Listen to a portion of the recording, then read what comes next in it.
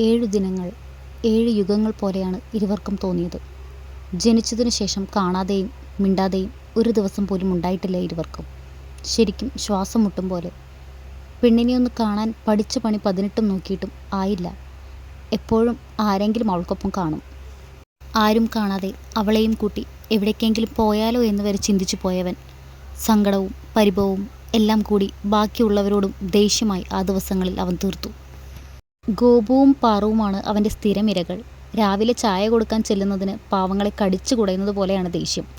അവസാനം ചായ കൊടുക്കാൻ ഞങ്ങളില്ലെന്ന് പറഞ്ഞ് രണ്ടും കൈയൊഴിഞ്ഞു. എന്നാൽ പിന്നെ ചായ വേണ്ടെന്നവനും. കോളേജിലും അടിയാണെന്നാണ് കേട്ടുകേൾവി. അറിയാതെ ദേഹത്ത് വന്ന് മുട്ടിയ ജൂനിയർ കൊച്ചിൻ്റെ ചെവിക്കല്ല് നോക്കി പൊട്ടിച്ചതിന് ദേവച്ചൻ കഴിഞ്ഞ ദിവസം പ്രിൻസിയെ കാണാൻ ചെന്നതേയുള്ളൂ. പണ്ടത്തെ 5 വയസ്സുകാരൻ തന്നെ ആവുകയായിരുന്നു അവൻ. ചെയ്യുന്ന തെറ്റുകളുടെ വലിപ്പം കൂടിയെന്ന് മാത്രം. 7 ദിവസം എങ്ങനെയെങ്കിലും കഴിഞ്ഞു പോയാൽ മതിയെന്ന് ആ വീട്ടിലെ ഓരോരുത്തരും ആഗ്രഹിച്ച നിമിഷങ്ങൾ അത്രയും വെറുപ്പിച്ച് കൈ കൊടുത്തിട്ടുണ്ട്. ഒപ്പം അവളിൽ മാത്രമാണ് അവൻ്റെ ജീവനും ശ്വാസവും കൂടിയെന്ന് എല്ലാവരും തിരിച്ചറിയുകയായിരുന്നു. അല്ലിയും അറിയുന്നുണ്ട് പുറത്ത് നടക്കുന്ന ബഹളങ്ങളെല്ലാം. തനിക്ക് വേണ്ടി ഭ്രാന്ത് പിടിച്ച് നടക്കുന്നവൻ.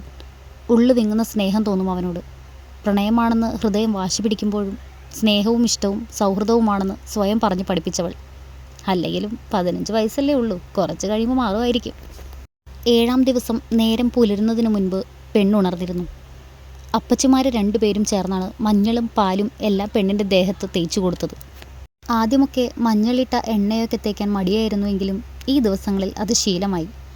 മുടിയിൽ ചെമ്പരത്തി താളിയൊക്കെ തേച്ച് കുളത്തിലൊന്ന് മുങ്ങി നിവർന്നപ്പോഴേ പെണ്ണിന് ഒരുപാട് ആശ്വാസം തോന്നി. വല്ലാത്തൊരു സന്തോഷം പോലെ. ദിവസങ്ങൾക്ക് ശേഷം പുറം ലോകം കണ്ടതിൻ്റെ എല്ലാ ഉത്സാഹവും അവളിലുണ്ട്. കുളിച്ചു വന്നപ്പോഴേക്കും മുത്തശ്ശി അവൾ കൊടുക്കാനുള്ള ധാവണിയെല്ലാം എടുത്തു വച്ചിരുന്നു. കരിനീല നിറമുള്ള പട്ടുപാവാടയും ഓറഞ്ച് നിറമുള്ള ധാവണിയുമാണ്. പട്ടുപാവാട ഇടാറുണ്ടെങ്കിലും ധാവണി ആദ്യമായാണ് ചുറ്റാൻ പോകുന്നത്. അതിൻ്റെ എല്ലാ കൗതുകവും അല്ലിക്കുണ്ട്. പാറുവും ഗോപുവും കൂടിയാണ് പെണ്ണിനെ ഒരുക്കുന്നത്. ഒരേ ഒരു അനിയത്തിയല്ലേ, അതിൻ്റെ സന്തോഷമാണ് 2 പേരിലും. ധാവണി വൃത്തിയിൽ ഞൊറിഞ്ഞുടിപ്പിച്ചു. ഇടുപ്പ് കഴിഞ്ഞു കിടക്കുന്ന നീണ്ട ചുരുണ്ട മുടിയിഴകൾ കുളിപ്പിനിൽ കെട്ടി അതിൽ നിറയെ മുല്ലപ്പൂവും വെച്ചു കൊടുത്തു. മുത്തശ്ശി ഉണ്ടാക്കിയ കൺമഷി കൊണ്ട് കണ്ണ് കടുപ്പിച്ചെഴുതിയതും കണ്ണൊന്ന് നീറി. എഴുതണ്ട ചേച്ചി, നീറ്റല, ചിണുങ്ങിക്കൊണ്ട് അല്ലി പറഞ്ഞതും പാറുവും ഗോപുവും ഒരു ചിരിയോടെ അവളെ നോക്കി. ആദ്യമായി എഴുതുന്നതിൻ്റെയാണ്, സാരല്ല, മാറിക്കോളും. കണ്ണിൽ നിന്നും ഒഴുകിയ ഒരു തുള്ളി തുടച്ചു മാറ്റിക്കൊണ്ട് പാറു പറഞ്ഞതും അല്ലി പതിയെ തലയാട്ടി. നെറ്റിയിൽ കുഞ്ഞൊരു ചുവന്ന പൊട്ടും കൂടി തൊട്ടതും ഒരുക്കം പൂർത്തിയായി. എൻ്റെ അമ്മേ, ഈ പെണ്ണിന് ഇത്രയും ചന്തം ഉണ്ടായിരുന്നോ? എല്ലാം കഴിഞ്ഞതും പാറു കണ്ണും മിഴിച്ച് ചോദിച്ചുപോയി. ഗോപുവിൻ്റെയും അവസ്ഥ ഏകദേശം അതുതന്നെയാണ്. ഗോപുവും പാറുവും ഒരുങ്ങി നടക്കാൻ മുന്നിലാണെങ്കിൽ അതൊന്നും തനിക്ക് പറ്റില്ല എന്ന് പറഞ്ഞു നടന്ന ആളാണ് അല്ലി. കണ്ണെഴുതില്ല, പൊട്ടു തൊടില്ല, മുത്തശ്ശി വഴക്ക് പറയുമെന്ന ഒറ്റ കാരണം കൊണ്ട് മാത്രം മുടി വെട്ടില്ല. എന്നാലും അതൊന്ന് ഭംഗിയിൽ കെട്ടിവെക്കാനോ എണ്ണ തേച്ച് കുളിക്കാനോ ഒന്നും മടിച്ച് പെണ്ണ് സമ്മതിക്കേയില്ല. അവൾക്കിഷ്ടമില്ലാത്തത് എന്തെങ്കിലും ആരെങ്കിലും ചെയ്താൽ ഒരുത്തം വാളെടുക്കും എന്നുള്ളത് കൊണ്ട് മുത്തശ്ശി പോലും അതിന് മുതിരില്ല. ഇന്ന് ആദ്യമായാണ് ഇത്രയും ഒരുക്കം. അതിൻ്റെ അത്ഭുതമാണ് അവരിൽ. ചേച്ചിമാർ 2 ഒരുങ്ങിക്കഴിഞ്ഞോ? അമ്മമാർ അങ്ങോട്ട് വന്ന് ചോദിച്ചതേ 3ൻ്റെയും നോട്ടം അവിടേക്കായി.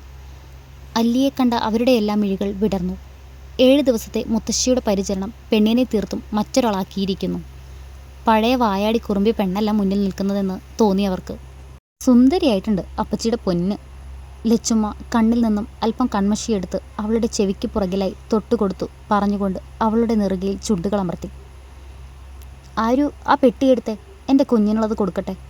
ചെറിയമ്മയോടായി മുത്തശ്ശി പറഞ്ഞതും കയ്യിലെ വലിയ ആമാടപ്പെട്ടി മുത്തശ്ശിയുടെ കയ്യിലേക്ക് കൊടുത്തു.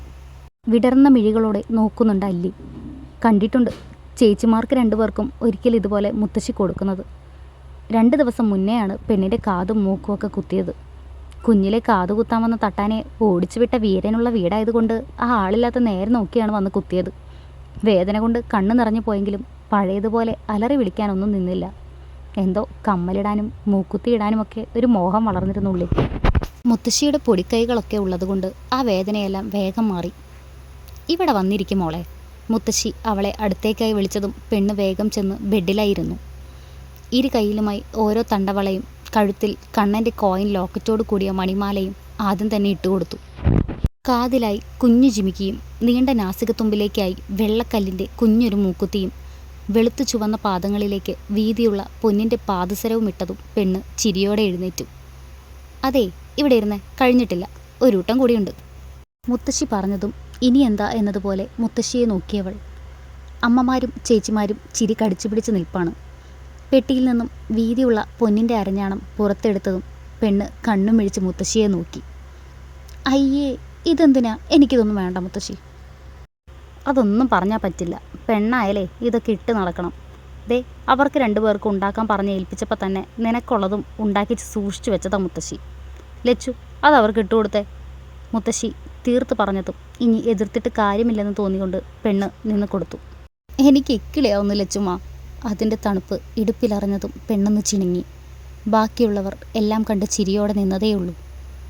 മാധവ് എഴുന്നേറ്റ് വരുമ്പോഴേക്കും ചടങ്ങുകളെല്ലാം അവസാനിച്ചു കഴിഞ്ഞിരുന്നു. അത് പിന്നെ 10 മണിക്ക് എഴുന്നേറ്റാൽ അങ്ങനെയല്ലേ വരൂ. അല്ലിയുടെ റൂമിൽ തന്നെയാണ് ഇപ്പോൾ കിടത്തം.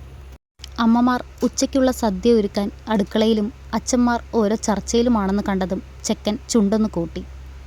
അടുത്ത നിമിഷം തുറന്നു കിടക്കുന്ന മുത്തശ്ശിയുടെ റൂമിൻ്റെ വാതിൽ ശ്രദ്ധയിൽപ്പെട്ടതും വാടി നിന്ന മുഖം പൂനിലാവ് ഉദിച്ചതുപോലെ തിളങ്ങി. പ്രകൃതി. ഉള്ളം ആ പേര് മൊഴിഞ്ഞതും ചുവരിലെ കലണ്ടറിലേക്കാണ് അവൻ്റെ നോട്ടം ചെന്നത്. 7 ദിവസങ്ങൾ പിന്നിട്ടിരിക്കുന്നു എന്ന് കണ്ടതും തലയൊന്ന് കുടഞ്ഞവൻ. ബോധം വന്നത് ഇപ്പോഴാ. ഇത്ര നേരം ഉറക്കത്തിൻ്റെ ഹാങ് ഓവറിലായിരുന്നേ. അടുത്ത നിമിഷം തന്നെ മറ്റൊന്നും നോക്കാതെ ആരെയും ശ്രദ്ധിക്കാതെ റൂമിലേക്ക് ഓടിക്കയറിയവൻ. അച്ഛന്മാരും ഏട്ടന്മാരുമെല്ലാം പൊട്ടി വന്ന ചിരി അടക്കി പിടിച്ചതേയുള്ളൂ. പാവമല്ലേ, ഈ 7 ദിവസം അവളെ കാണാനാവാതെ ഭ്രാന്ത് പിടിച്ച് നടന്നതല്ലേ എന്നൊക്കെ ഓർക്കുമ്പോൾ ഇനിയും കളിയാക്കാനുള്ള മനസ്സ് അവർക്കും വന്നില്ല.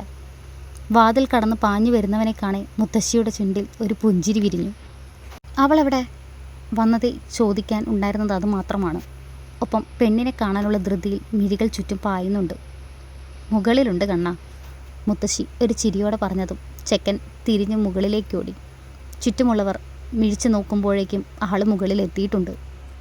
അല്ലിയെ കണ്ട കണ്ണേട്ടൻ്റെ ബോധം ഇന്ന് മിക്കവാറും പോവും.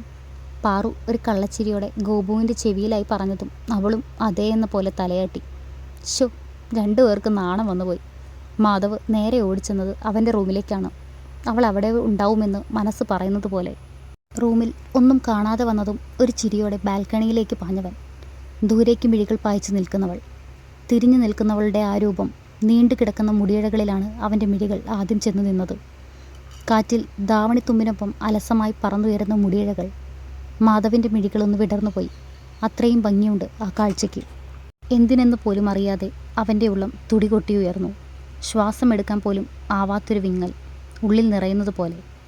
അവളെ ഒന്ന് ശബ്ദമെടുത്ത് വിളിക്കാൻ പോലും ആവാതെ നിന്നു പോയവൻ. പ്രകൃതി. നിമിഷങ്ങൾ കടന്നു പോകെ മെല്ലെ ഒന്ന് വിളിച്ചവൻ.